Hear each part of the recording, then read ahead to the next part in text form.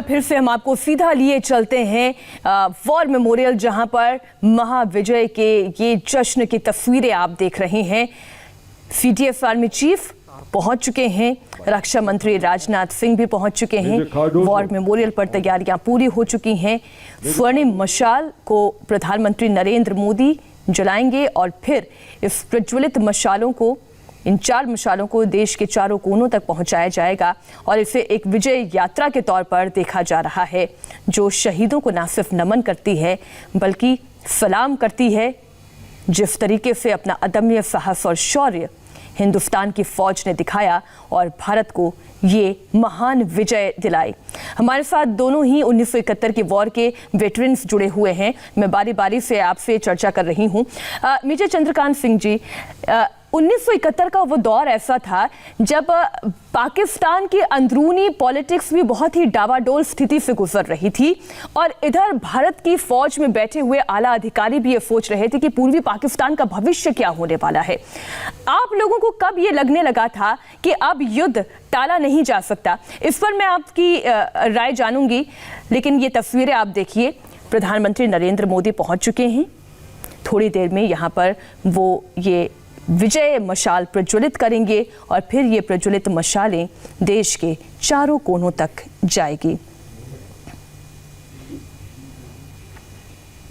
रक्षा मंत्री राजनाथ सिंह उनकी अगवानी के लिए मौजूद हैं। भारत और पाकिस्तान के बीच साल 1971 में हुए युद्ध को आज 50 साल पूरे हो रहे हैं और इसे विजय दिवस के तौर पर मनाया जा रहा है। और इसी दिन, जैसा कि हम बार बार कह रहे हैं कि ये भारत की शौर्य का प्रतीक है, 1971 भारत की सेना की ताकत का प्रतीक है। पूरे विश्व ने देखा कि भारत अगर ठान लेता है तो दुनिया का नक्शा भी बदल देता है। और यहाँ से पाकिस्तान के 2 टुकड़े कर बांग्लादेश के अस्तित्व में आने की कहानी भारत के इन शूर वीरों ने लिखी। सेनाओं के अब उन्हीं के साहस और शौर्य को न सिर्फ नमन किया जा रहा है, शहीदों को श्रद्धांजलि दी जा रही है, बल्कि विजय यात्रा के तौर पर 4 मशालें आज यहां से अपनी यात्रा पर निकलेंगी और देश के अलग अलग कोनों तक पहुंचेंगी। 1971 के युद्ध में शहीद हुए परिवारों के घर तक जाएंगी। आप देख सकते ये कार्यक्रम पूरा साल चलेगा और आज विजय दिवस के दिन इस विजय यात्रा की शुरुआत हो रही है। इन तस्वीरों को आप देखिए और साथ ही साथ हम चर्चा भी करते चलते हैं। मेजर चंद्रकांत जी, जो मैं आपसे सवाल पूछ रही हूँ कि टॉप लीडरशिप, यहाँ आला अधिकारी तो लगातार चर्चा कर ही रहे थे कि पूर्वी पाकिस्तान का भविष्य क्या होगा, लेकिन आज जब आप उन इतिहास के पन्नों को पलटते हैं अपनी यादों में, तो आज के दिन को जब आप देखते हैं, गर्व से, शौर्य से तो आपका सीना और चौड़ा हो जाता होगा कि आज इस तरीके से विजय यात्रा निकाली जा रही है।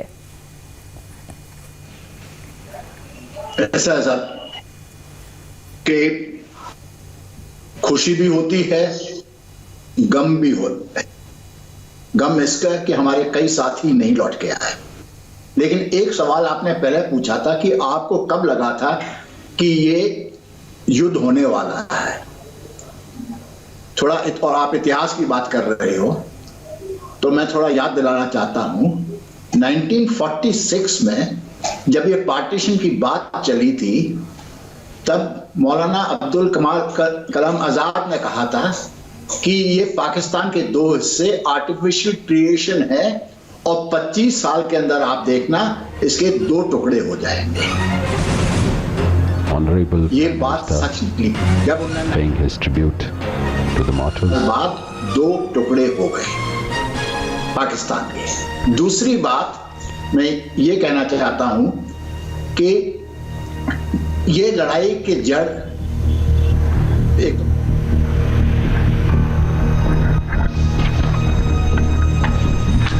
It is a matter of fact that a soldier is baptized by fire in battlefield. It is in the face of enemy that his character is put to test.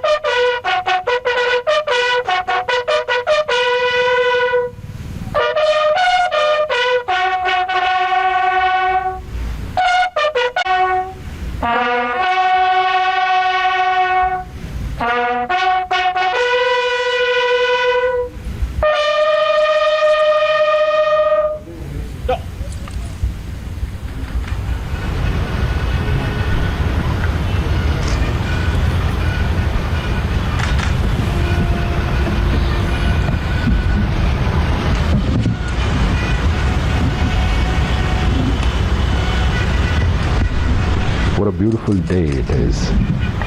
The Indian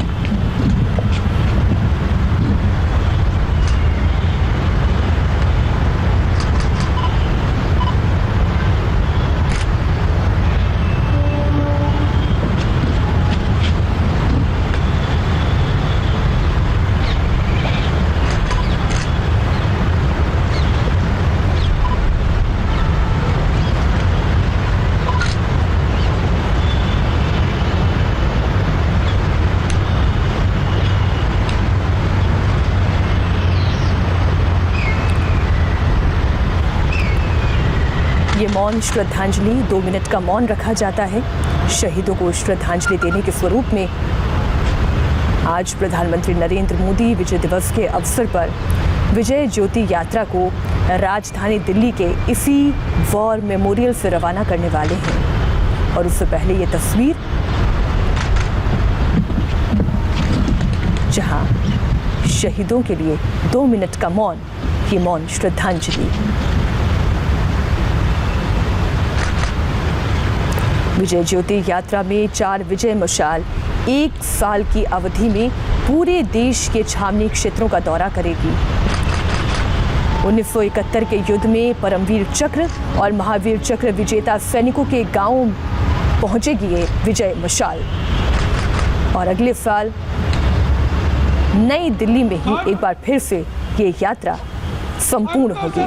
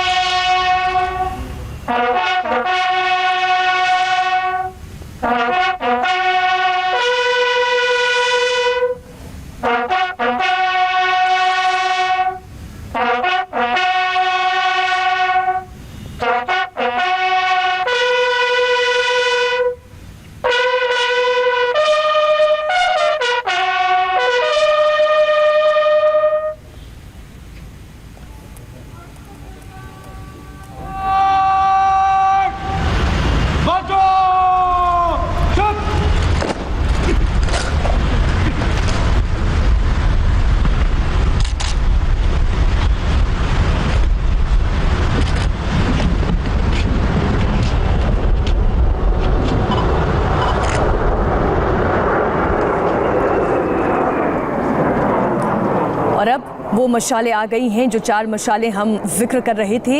इन चारों मशालों को अब प्रज्वलित किया जाएगा और फिर इस विजय यात्रा की शुरुआत हो जाएगी।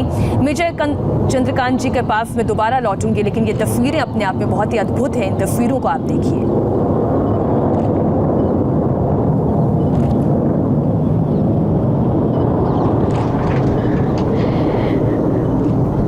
स्वर्णिम विजय मशाल को प्रज्वलित करते हुए माननीय प्रधानमंत्री, स्वर्णिम विजय मशाल फ्लेम ऑफ ग्लोरी यहां से चारों दिशाओं में भेजी जाएंगी।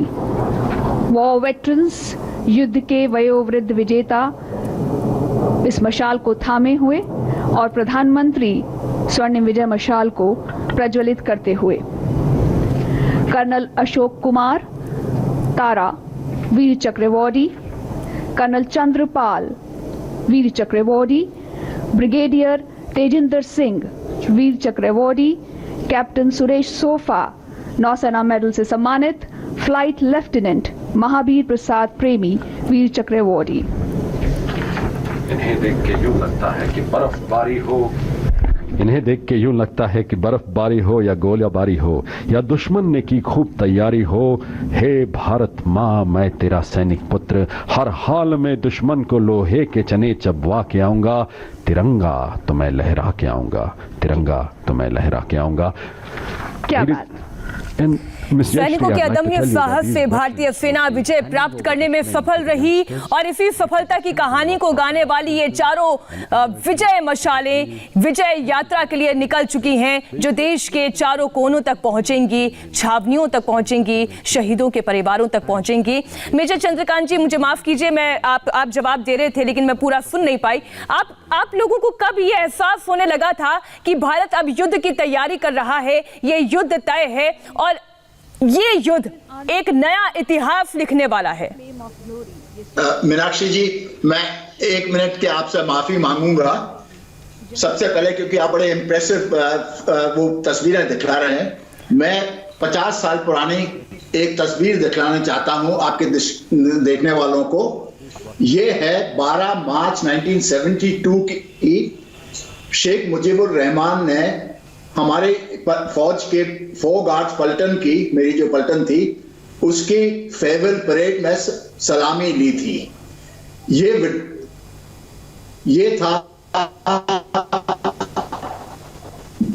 कमेमोरेट करता है विजेता का और बांग्लादेश से विड्रॉल का।